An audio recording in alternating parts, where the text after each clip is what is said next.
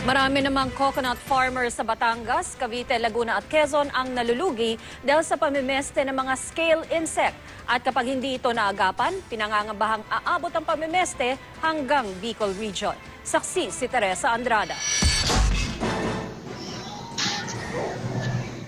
Dahil halos lahat ng bahagi nito napapakinabangan, tree of life kung ituring ang puno ng niyog.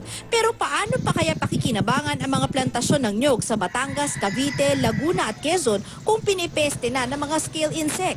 Ang mga dahon tuloy naninilaw. Pinupuntiri rin ang mga ubod ng niyog na nauuwi sa pagkamatay ng mismong puno. At kahit ilang beses bombahin na insecticide, di raw mapuksa ang mga peste. Pagbaba ng ani, siyempre maliit ang kita ng mga mamamayan dito sa amin. Ang itlog ng hayop po, nasa ilalim niyo. Pagka ako'y dilaw lahat.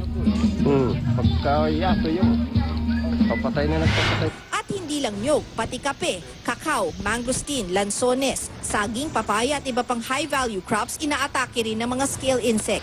Matapos idulog ni Presidential Advisor on Food Security and Agricultural Modernization Secretary Francis Pangilinan, nilagdaan ng Pangulong Executive Order 169 kahapon na layong maglatag ng emergency measures para pigilan ang pagkalat ng scale insects o Aspidiotus rigidus sa mga puno ng niyog. Layunin ng pamahalaan ay mapigil yung pagkalat nito through various means as proposed by the Philippine Coconut Authority and supported by the Department of Science and Technology. Pangungunahan ng Philippine Coconut Authority ang pagbalangkas ng mga paraan para sa treatment ng mga apektadong pananim. Ang mga infested area, ika-quarantine at lalagyan ng checkpoints para di makalabas ang mga unprocessed o untreated na bahagi ng puno ng niyog at coconut seedlings. Sabi ni Pangilinan, kung di raw ito mapipigilan, maaaring kumalat hanggang sa Bicol Region ang mga peste.